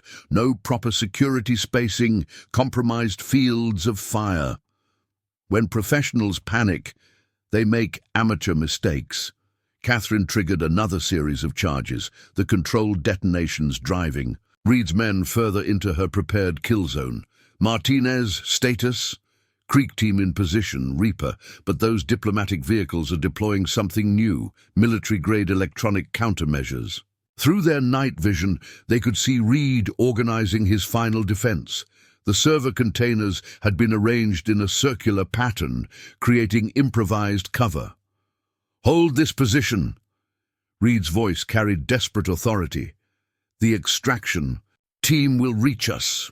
Catherine keyed her tactical frequency. "Will they, Marcus, like the extraction team reached your men in Qatar?" The effect was immediate. More operators broke ranks, their training finally overwhelmed by survival instinct. "She's been hunting us from the start. The tunnels are rigged. We need to..."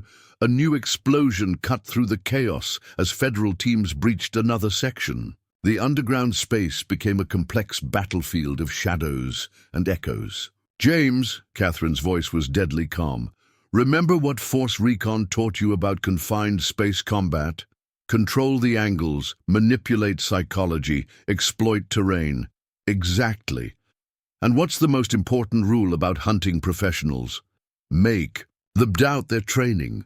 Catherine smiled in the darkness. "Time to show them why the Reaper never hunts alone."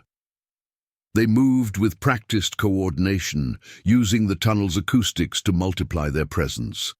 To Reed's trapped men, it seemed, like they were being stalked by an entire tactical team. "Martinez, execute Protocol Omega, full-spectrum electronic warfare." The effect was devastating. Reed's communication network crashed as carefully planted jammers activated. In the darkness, professional operators suddenly found themselves isolated, cut off from command and control. The servers. Reed's desperation was clear now. Protect those servers at all costs. Still thinking like a mercenary, Marcus.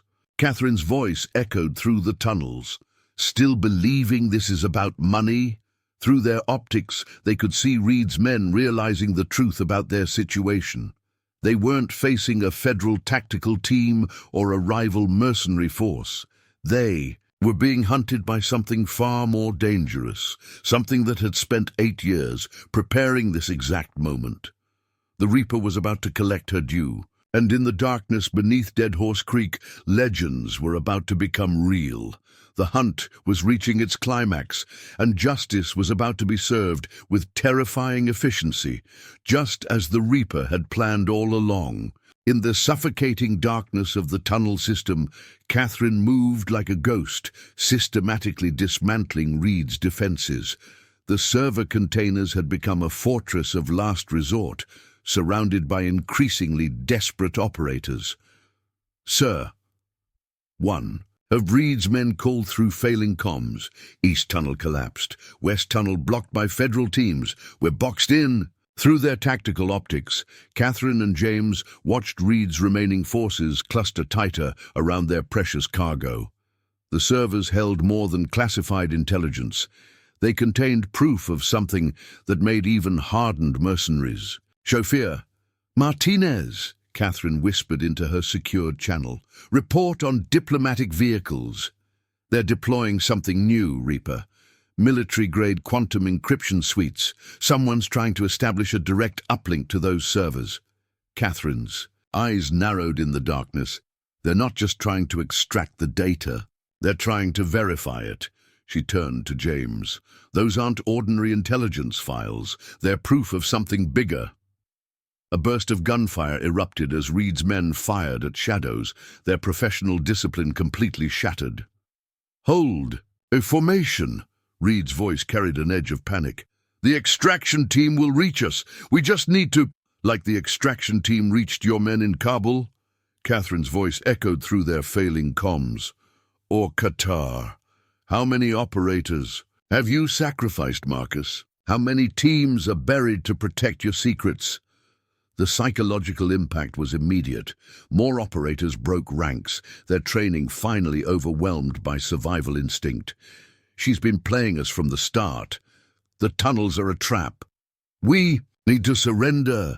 Catherine triggered another series of carefully placed charges, not to cause damage, but to drive Reed's remaining forces exactly where she wanted them. "James," she said softly, "remember what Force Recon taught you about the psychology of trapped professionals. They revert to basic training, become predictable." "Exactly. And what's the first thing mercenaries protect when an operation goes bad? Their payment, the objective." Understanding dawned on his face.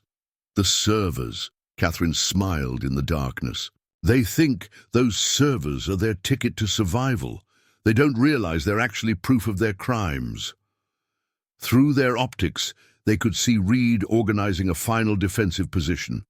The server containers had been arranged in a circular pattern, creating improvised cover. "Martinez, status on federal breach teams?"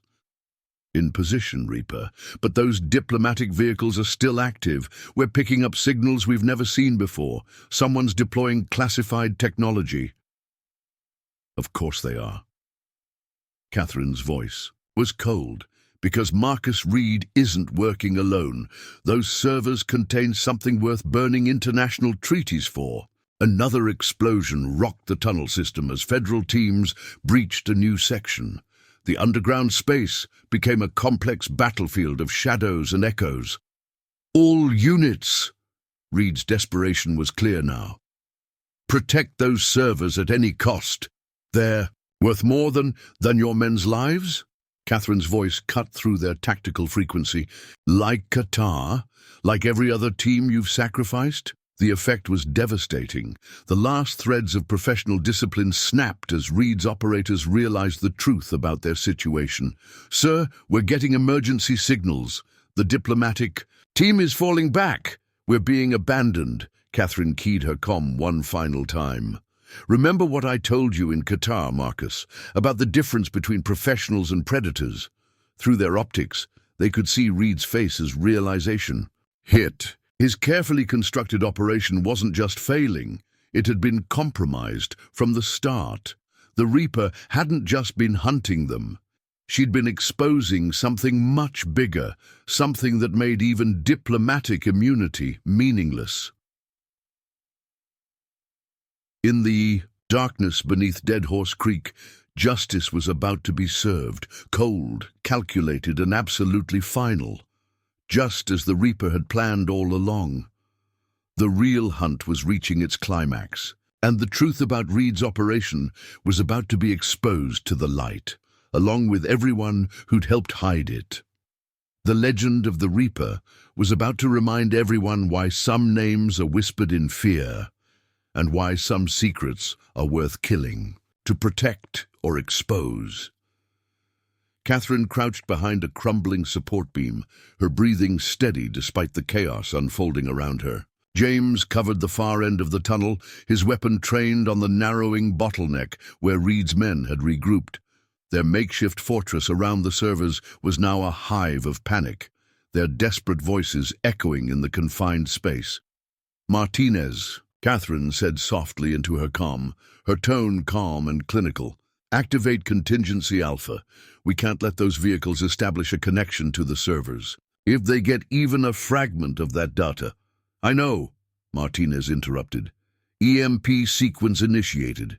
You'll have a blackout window of 3 minutes. Make it count." Catherine glanced at James. "You heard him. We move on my mark." James nodded, his grip on his rifle tightening. "Mark!" The tunnel plunged into darkness as the EMP detonated, cutting power to the electronic countermeasures and plunging Reed's team into further chaos. Their flashlights flickered and died, and the faint hum of their high-tech equipment fell silent. Catherine and James moved like shadows, exploiting the confusion to close the distance between them and the servers. Reed's voice cut through the darkness, raw and desperate. "Hold your positions! They're trying to breach the servers! Do not let them through!" Another explosion rocked the tunnel system as federal teams breached a new section. The underground space became a complex battlefield of shadows and echoes. "All units!" Reed's desperation was clear now. "Protect those servers at any cost. They're worth more than your men's lives?" Catherine's voice cut through their tactical frequency. "Like Qatar? Like every other team you've sacrificed?" The effect was devastating. The last threads of professional discipline snapped as Reed's operators realized the truth about their situation. "Sir, we're getting emergency signals. The diplomatic team is falling back. We're being abandoned." Catherine keyed her comm one final time. "Remember what I told you in Qatar, Marcus, about the difference between professionals and predators?" Through their optics, they could see Reed's face as realization. Hit. His carefully constructed operation wasn't just failing, it had been compromised from the start. The Reaper hadn't just been hunting them. She'd been exposing something much bigger, something that made even diplomatic immunity meaningless. In the darkness beneath Dead Horse Creek, justice was about to be served, cold, calculated, and absolutely final. Just as the Reaper had planned all along. The real hunt was reaching its climax, and the truth about Reed's operation was about to be exposed to the light, along with everyone who'd helped hide it. The legend of the Reaper was about to remind everyone why some names are whispered in fear, and why some secrets are worth killing, to protect or expose. Catherine crouched behind a crumbling support beam, her breathing steady despite the chaos unfolding around her. James covered the far end of the tunnel, his weapon trained on the narrowing bottleneck where Reed's men had regrouped. Their makeshift fortress around the servers was now a hive of panic, their desperate voices echoing in the confined space. "Martinez," Catherine said softly into her comm, her tone calm and clinical. "Activate Contingency Alpha. We can't let those vehicles establish a connection to the servers. If they get even a fragment of that data—" "I know," Martinez interrupted.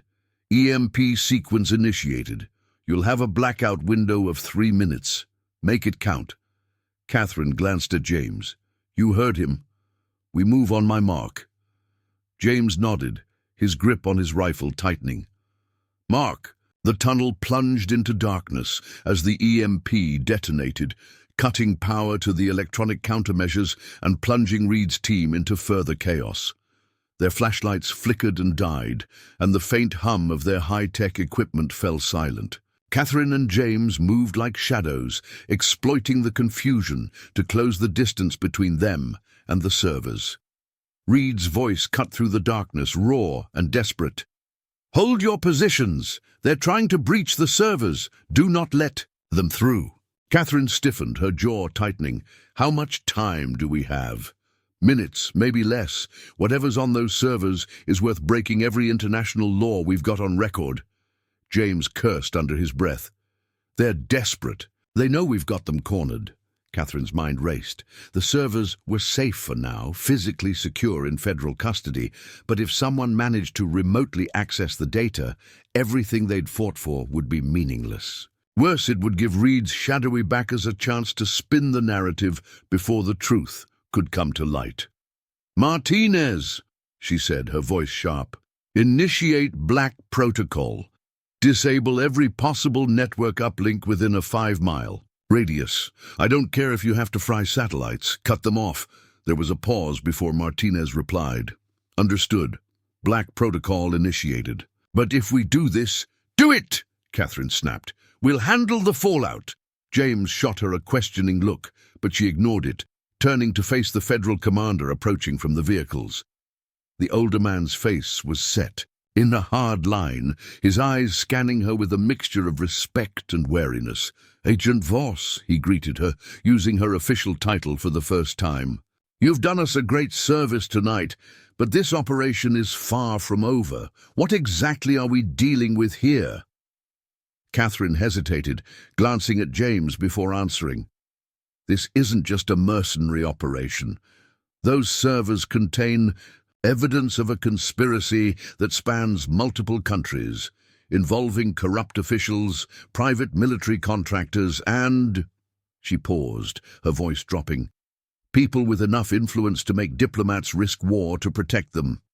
The commander's expression darkened. "You're saying this could blow back on us?" "Not could," Catherine corrected. "It will. But that's the point. The only way to win this game is to stop playing by their rules." The commander nodded grimly. "Then you've got federal support for as long as you need it. Just tell us where to move next." Before she could respond, Martinez's voice came through again. "Black protocol complete. No uplink detected. The servers are safe. For now." Catherine exhaled, the tension in her shoulders easing slightly. "Good. Monitor for any secondary attempts. We're not done until those servers are in a secured federal black site." "Copy that," Martinez replied. James shifted beside her. "This doesn't feel like a win," he muttered. "We stopped them here, but they'll regroup. They'll come at us harder next time." "They will," Catherine agreed, "but next time we'll be ready." She turned back to the commander. "I need those servers transferred immediately. We can't risk keeping them here." The older man nodded. "We'll have them on the first available transport. What about the prisoners?" Catherine's eyes narrowed. "Interrogate them, every single one. Someone will crack. Reed's operation wasn't a lone wolf. He had help, and I want names." James looked over his shoulder, watching the federal teams corral the remaining mercenaries into custody. Most of them were bloodied and shaken, their confidence shattered. But it wasn't the mercenaries that worried him. It was Reed's shadowy backers. If they had diplomatic vehicles deploying military-grade tech, they had resources that could change the game. "What about Reed?" James asked. "He's still alive, barely." Catherine's lips pressed into a thin line. "He'll talk. He always does when it's his own neck on the line." They both knew Reed wasn't the kind of man to stay loyal under pressure. Catherine would get what she needed from him: names, locations, networks, and when she was done, his usefulness would end. But Reed's survival wasn't what haunted Catherine. It was the bigger picture, the shadowy figures who'd orchestrated everything. Reed was just a piece of the puzzle. The real threats were the ones who never dirtied their hands, the ones who moved entire operations like chess pieces. James nudged her. "We've got incoming." He gestured to another convoy approaching from the distance, headlights cutting through the darkness. "More federal teams?" Catherine asked. James shook his head. "No markings, and they're moving fast." Catherine felt a cold knot form in her stomach. "Martinez, scan that convoy. I want to know who they are and why they're here." Seconds later, his response came through. "Reaper, you're not going to like this. The vehicles are broadcasting encrypted NATO signatures." "High clearance." "Back up?" James asked. "Or clean up," Catherine said grimly. "Get ready. This might not be over yet." As the convoy approached, Catherine's hand instinctively went to her sidearm. The hunt wasn't over. It had only just begun. The unmarked convoy came to an abrupt halt, 50 yards from the federal staging area. Catherine, James, and the federal commander stood in tense silence as the vehicle's doors opened in unison. From the SUVs stepped men and women. In tactical gear, their movements precise and deliberate. They carried no visible insignia, but the sophistication of their equipment and the air of authority about them made one thing clear: they weren't ordinary soldiers. A man in a dark overcoat emerged from the lead vehicle. He was tall, with sharp features and an air of quiet menace. His gaze swept the scene, lingering on the detained mercenaries and the server containers now being loaded onto federal transports. Finally, his eyes locked on Catherine. "Agent Voss," the man said, his tone neutral, but carrying an unmistakable weight. "Or should I call you Reaper? I've been hearing that name a lot tonight." Catherine's hand tightened on her sidearm, though she didn't draw it. "And you are?" "Special Envoy Nathan Greaves," he said, producing credentials with a NATO insignia embossed on the leather. "I'm here on behalf of the Allied Strategic Operations Division." The federal commander stepped forward, his brow furrowed. "Envoy Greaves, this is a federal operation. We've secured the suspects and the evidence. I wasn't informed of any NATO involvement." "You wouldn't be," Greaves said smoothly. "This matter falls under international jurisdiction. The individuals you've detained and the servers you've recovered pertain to an ongoing investigation that transcends national boundaries." Catherine took a step closer, her voice sharp. "This is about more than jurisdiction. Those servers contain evidence of a conspiracy that puts lives at risk, evidence we bled to recover. You don't get to sweep in and claim ownership." Greaves met her gaze evenly. "I understand your frustration, Agent Voss, but this operation involves sensitive alliances and classified initiatives. If mishandled, the fallout could destabilize global security." "Global security," James interjected, his tone incredulous. "Or global embarrassment? What's on those servers that NATO doesn't want the world to see?" Greaves's expression didn't waver. "You're out of your depth, Sergeant Keane. Stand down." Catherine stepped in front of James, her eyes narrowing. "With all due respect, Envoy, you're in my operation. Those servers are federal evidence now. If NATO wants access, they can go through proper channels." Greaves sighed as if dealing with a minor inconvenience. "I was hoping we could resolve this amicably." He gestured toward his team. "But if necessary, I am authorized to seize the evidence by force." The tension thickened as federal agents began to raise their weapons. The mercenaries, sensing the shift in atmosphere, exchanged uneasy glances. Catherine's mind raced. If this turned into a shootout, the servers and the truth might be lost in the crossfire. She took a calculated step forward, her voice cutting through the mounting chaos. "Nathan, do you know why they call me the Reaper?" Greaves arched an eyebrow. "Enlighten me." "Because I don't lose," she said coldly, "and I've faced worse than you. If you think you can intimidate me into handing over those servers, you're mistaken." Greaves studied her for a long moment, then smiled faintly. "I see why they sent you. But this isn't a negotiation." Before he could signal his team, Catherine spoke again, her tone low and dangerous. "You want those servers? Fine. But let's be clear, once you take them, you own everything that comes with them, every secret, every crime, every betrayal. And when the truth comes out, and it will come out, it'll be your name on the chopping block." Greaves's smile faltered, a flicker of doubt crossing his face. Catherine pressed the advantage. "You think you're here to clean this up? You're wrong. You're here because someone higher up is terrified of what I've uncovered. But I've got contingencies, fail-safes. You can take the servers, but if I don't report back, the truth goes public. Every last detail." Greaves's jaw tightened. "You're bluffing." "Try me," Catherine said evenly. The standoff stretched, the weight of unspoken threats hanging heavy in the air. Finally, Greaves raised a hand, signaling his team to stand down. "You're playing a dangerous game, Agent Voss," he said. "But you've made your point. For now." He turned back to his convoy, his tone icy. "This isn't over." As the NATO team retreated, Catherine exhaled, her muscles relaxing only slightly. The federal commander approached, his expression a mix of relief and admiration. "That was a hell of a gamble," he said. "What happens if they call your bluff?" "They won't," Catherine said firmly, "because they know I'm not bluffing." James stepped closer, his voice low. "And if they decide to come after you instead?"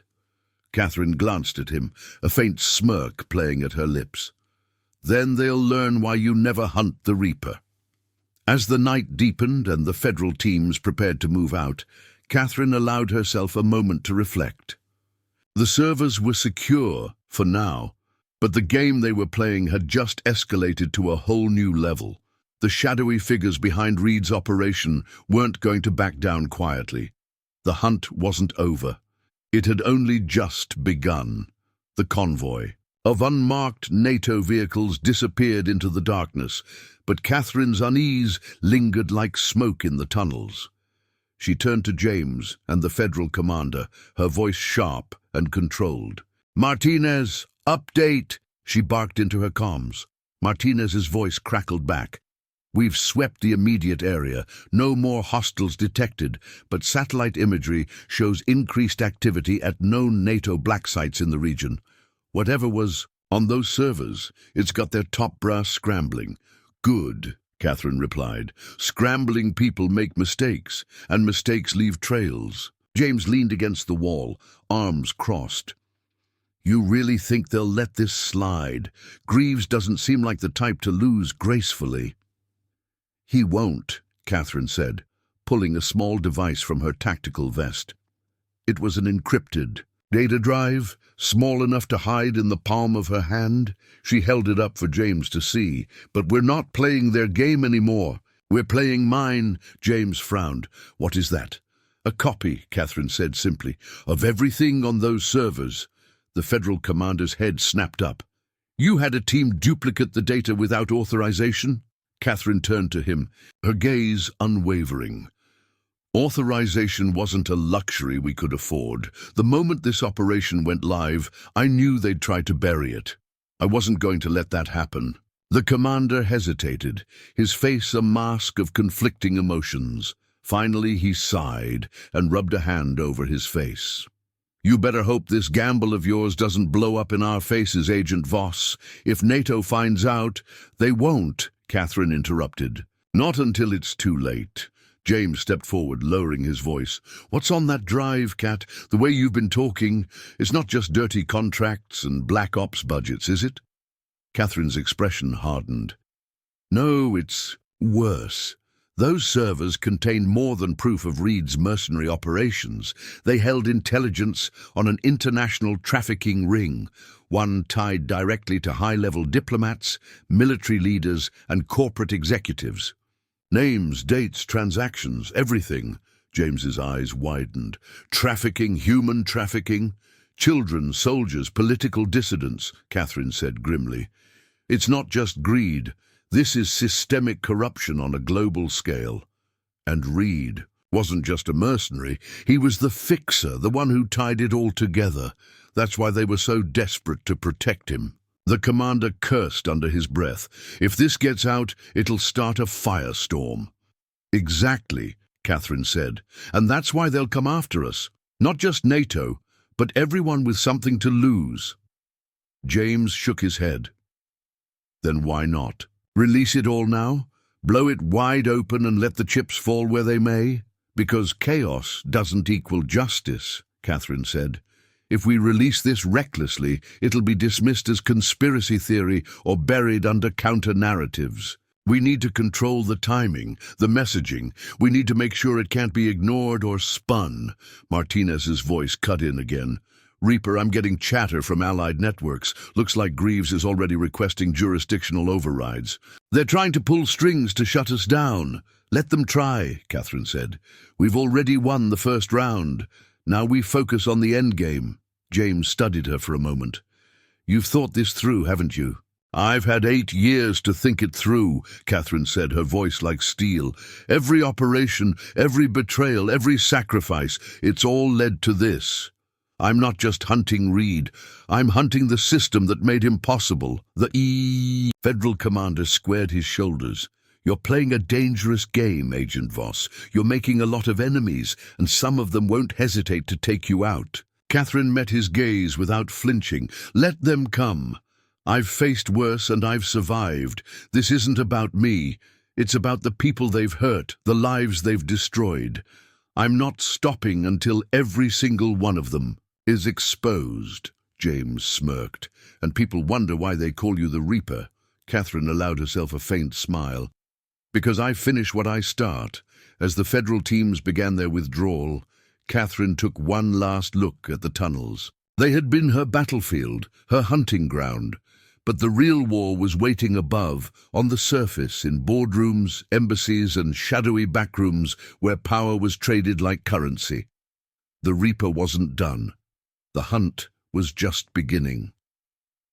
The dust had barely settled in the tunnels beneath Dead Horse Creek, but Catherine Voss knew this was far from over. She stood at the mouth of the tunnel system, the faint glow of dawn creeping across the horizon. The chaos below was behind her, but the storm ahead loomed larger and darker than anything she had ever faced. "Martinez," Catherine spoke into her. "In comms," her voice cold and precise. "Initiate Ghost Protocol, wipe our field network and scramble all identifiers. We're black from this point forward." "Understood, Reaper," Martinez replied, "but this won't stop them from coming. Greaves and his people won't rest until they have that drive, or you." "They'll come," Catherine said, pocketing the encrypted data drive, "but they won't find us until it's too late." James approached, his rifle slung across his back and his face grim. "The team's clear. Extraction is en route. You sure you're ready for what's next, Cat? This isn't just about Reed anymore. You've kicked a hornet's nest the size of the United Nations." "Good," she said without hesitation. "That's exactly what I wanted." James tilted his head, studying her. "You've got a plan, don't you? The way you've been playing this, there's more to it than just exposing Reed's operation. What aren't you telling me?" Catherine exhaled, scanning the horizon as the first rays of sunlight painted the distant hills. "This isn't just about Reed or the people he worked for. It's about the entire system. For years, I've watched them get away with it, using mercenaries, black budgets, and diplomatic immunity to hide their crimes. Every time I thought I had them, they slipped away. So I stopped trying to win their game. I built my own." James frowned. "What does that mean?" Catherine turned to him, her eyes as sharp and unrelenting as the edge of a blade. "It means this was never about a single operation. The tunnels, the servers, even Reed. They were bait. I wanted Greaves and his allies to react, to expose their contingencies, their assets, their panic moves. And they did." James's frown deepened. "So the drive is only the beginning," Catherine finished. "It's leverage, proof, but it's not the weapon. The real weapon is making them fight in the open, making them show the world who they really are." "And then?" James asked quietly. Then we burn them to the ground," Catherine said, her voice as cold and certain as death. The roar of approaching helicopters echoed through the valley as the extraction team arrived. Black-clad operatives disembarked, securing the perimeter and preparing to transport what remained of the federal team. Catherine and James climbed. Aboard the lead helicopter, the data drive still clenched tightly in her hand. As the aircraft lifted off, Catherine stared out the window, her mind already racing through the next steps. She knew what was coming. Diplomatic protests, assassins in the night, coordinated disinformation campaigns. They would come at her with everything they had. But she wasn't afraid. She had spent years hunting predators in the dark, learning their methods, anticipating their moves. And now, for the first time, she wasn't alone. James, Martinez, and the others, they had chosen to stand with her, to fight for something bigger than themselves. The Reaper wasn't just a shadow anymore. She was a reckoning. As the helicopter ascended higher into the morning sky, Catherine pulled a small device from her vest, a secure satellite phone. She dialed a number she hadn't used in years, one that connected to an old ally who owed her a favor. When the call connected, a voice answered. "You really did it, didn't you? You pulled the pin on the grenade." "I'm not stopping there," Catherine replied. "I need everything you have on NATO's black sites, Greaves' network, and anyone tied to those servers. We're taking this global." A pause. Then the voice replied, You're declaring war on half the world's power brokers, Catherine. You better be ready for what's coming. Catherine's gaze hardened as she looked out at the rising sun. I've been ready for 8 years, and this time I'm not stopping until every one of them pays. She ended the call and leaned back in her seat, the roar of the helicopter drowning out everything else. The world thought it could bury the truth, silence the victims, and protect the powerful. But they hadn't counted on one thing. The Reaper wasn't just a name, it was a promise. And now that promise was coming due. Up next, you've got 2 more standout stories right on your screen. If this one hits the mark, you won't want to pass these up. Just click and check them out, and don't forget to subscribe and turn on the notification bell so you don't miss any upload from us.